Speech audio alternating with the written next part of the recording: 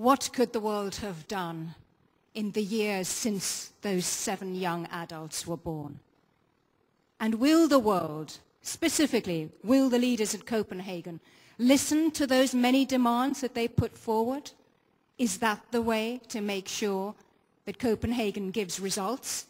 This is what Shruti from India said. We want Copenhagen to give us results, which Kyoto didn't. How to make that happen? Well, that is the subject of our next debate, and we have some great panelists for you. Please come on up. Achim Steiner, who runs the UN's Environment Programme. Where are you? Please come on up to the stage. Jose Maria Figueres Olsen, former President of Costa Rica. Come on up. Kumi Naidu, I saw you somewhere at the back of the hall. Chair of the Global, the front of the hall even. Chair of the Global Campaign for Climate Action. Now we're just waiting for Achim Steiner. Are you in there somewhere? Do we have a no-show? Has he been delayed by lunch?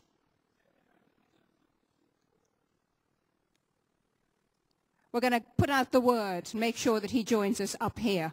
Why are they here with us? Well, the theme for this debate is leadership for Copenhagen. Someone who knows all about leadership is the former president of Costa Rica, outspoken, hugely outspoken on the issue of climate change, knows what it's like to be in that position of having to make difficult decisions, which have a long-term horizon.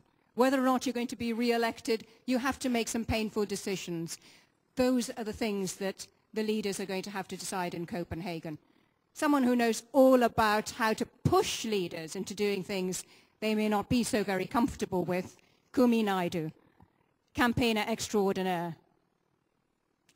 Over the last couple of days, I've been asking people, what do you want to see coming out of the Copenhagen negotiations? And over again, I keep hearing leadership. And I'm thinking, is this code for something? What does that mean, leadership? So that's where I want to start this debate. And I'm going to ask you, Jose Maria, first. What does it mean to you when people say we want to see leadership in Copenhagen?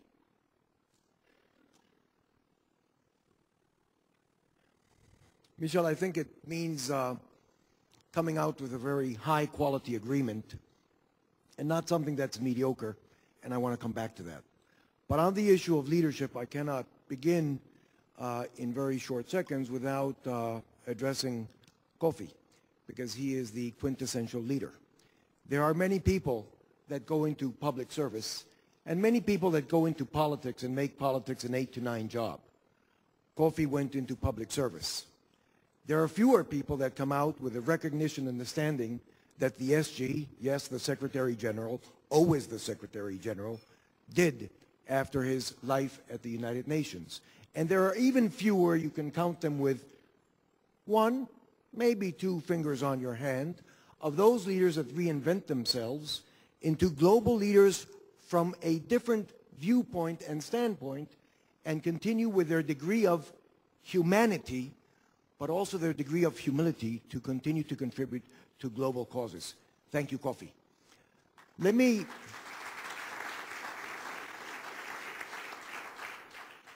define leadership in 3 ways, if I may, very rapidly. The first one, I think, is we have a responsibility to ensure that we are understanding the full dimension of the task that we have before us. For the almost 200,000 years that we have been on this planet, we have always grown and developed, or almost always, coupled with carbon emissions. So what we are now talking about achieving an agreement at Copenhagen is continuing to grow and fulfill the aspirations of development and well-being of our peoples while we decouple from carbon emissions. You can't let the mic decouple from your mouth, though, Jose Maria. Thank you. So in that decoupling of carbon emissions from development and growth, we have to do nothing short of reinventing our livelihoods, reinventing our workplaces, and the way we interrelate within society. Nothing short of that will hack that decoupling.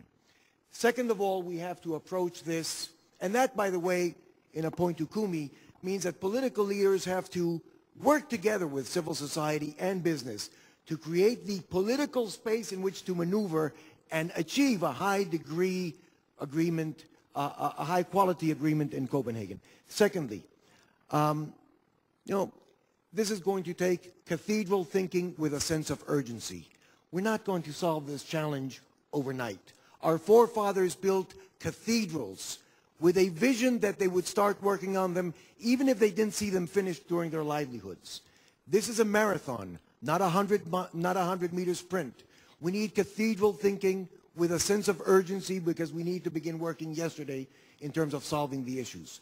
Can I just ask you very briefly then, do you think the cathedral will begin to be built in December? Well, today I feel much more optimistic than only 3 or 4 months ago. I see countries that are stepping up to the plate, new leadership in the United States, the Waxman, Congressman Waxman's bill that was just approved out of the Commission 3 weeks ago. I see China calling for the developed world to reduce its emissions by 40% by 2020.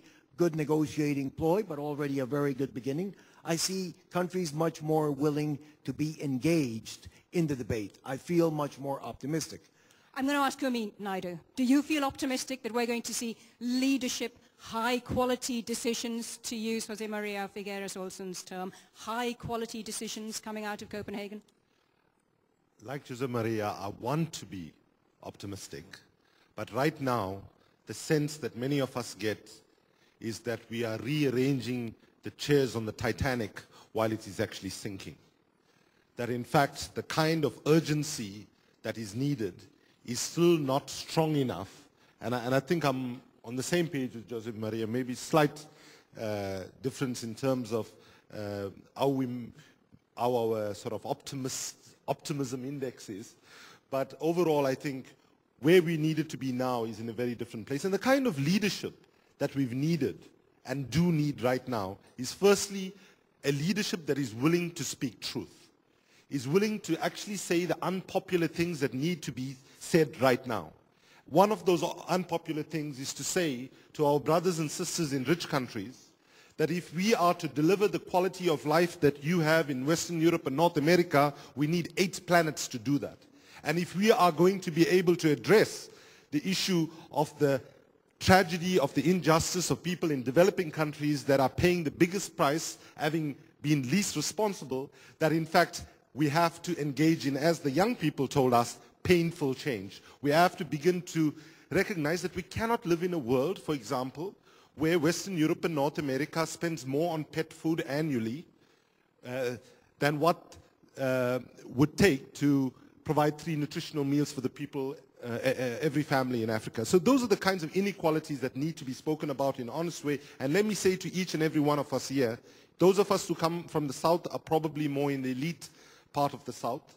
Those of us who come from the North live in relative privilege. And unless we individually, as leaders, begin to start saying to ourselves the lifestyles that we have is unsustainable as well, and willing to actually communicate that in a public way, that is the kind of leadership that is needed. Secondly, on the issue of the negotiations itself and the kind of leadership that is playing itself out, we've got a big problem there. Firstly, there are too many men in the negotiations. And I say that very seriously, that we have to begin to address the inequality in the global governance processes that we actually have, and the fact that some of us were talking earlier and we said, if we just change the gender dimension of the negotiators in Copenhagen, we might very well get a different result and much more quickly. The last point I wanted to make, and using Jose Maria's analogy of a marathon and a sprint, and I'm one of the people who always ends a lot of my speeches by saying the struggle against global poverty and global injustice is a marathon, not a sprint, and those of us that are involved must have perseverance, courage, and so on. But let me say that with climate change, we don't have a luxury to keep it a marathon any longer. That we have to actually get into mode where we recognize that time is actually running out. And I want to conclude with a tribute to the young people that presented to us. Weren't they just terrific?